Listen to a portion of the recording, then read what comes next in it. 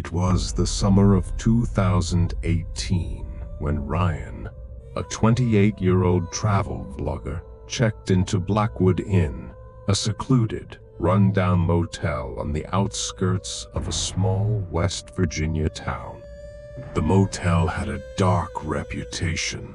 Locals whispered about strange occurrences, eerie whispers, and guests who checked in but never checked out. But Ryan, he wasn't one to believe in ghost stories. At least, not until he spent the night in room 306. Checking in, Ryan arrived late in the evening, exhausted from a long drive. The motel lobby was dimly lit, filled with the stale scent of old furniture and damp walls. Behind the counter sat an elderly woman, her gaze distant, her fingers tapping idly on the desk. "Room 306, she murmured as she slid the key toward him.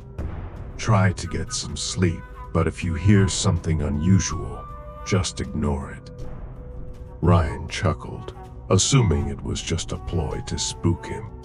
He took the key and made his way up the creaky staircase to his room. Room 306.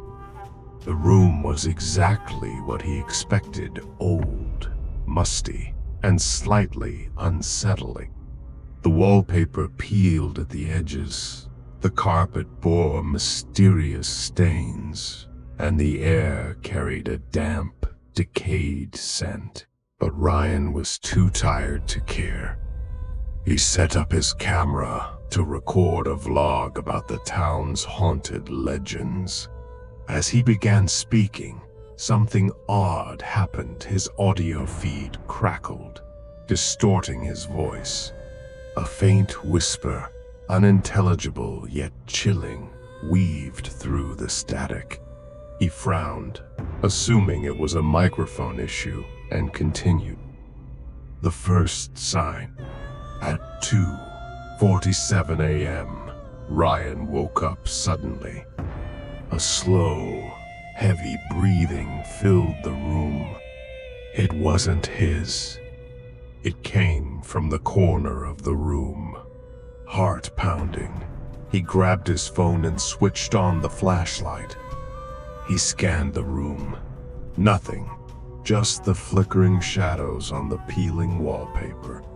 Convincing himself it was just exhaustion playing tricks, he lay back down. Then came the cold, the shadow.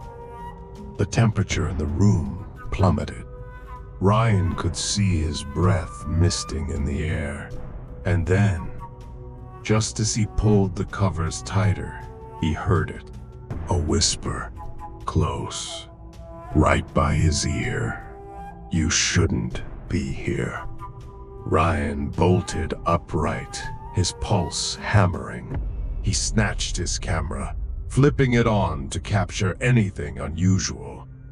Through the lens, his breath caught in his throat. In the mirror, just behind him, stood a dark figure. But when he turned around, the room was empty. The message. The light in the room flickered violently. The whispering grew louder, turning into distressed wails.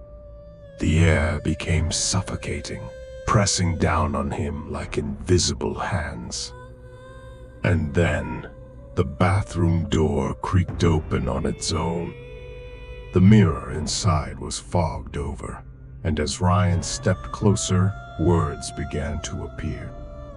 LAAVNOWORNEV,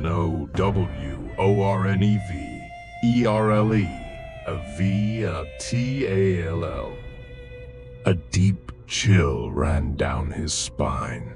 He sprinted for the door, but as he grabbed the handle, an icy grip latched onto his wrist. He turned. A woman stood inches away, her face distorted, her hollow eyes fixed on him. And she smiled. The escape. Ryan let out a scream, yanking himself free. He dashed into the hallway, but as he did, every door slammed shut in quick succession. The walls stretched unnaturally. The hallways seemed endless. Somehow, he reached the stairs, tumbling down them in his desperation. He shoved open the front door, gasping as he reached his car. As he fumbled for his keys, his eyes flicked up to the motel's neon sign. It flickered violently, then vanished. The aftermath. The next morning, Ryan checked his camera footage. Most of it was distorted, filled with static.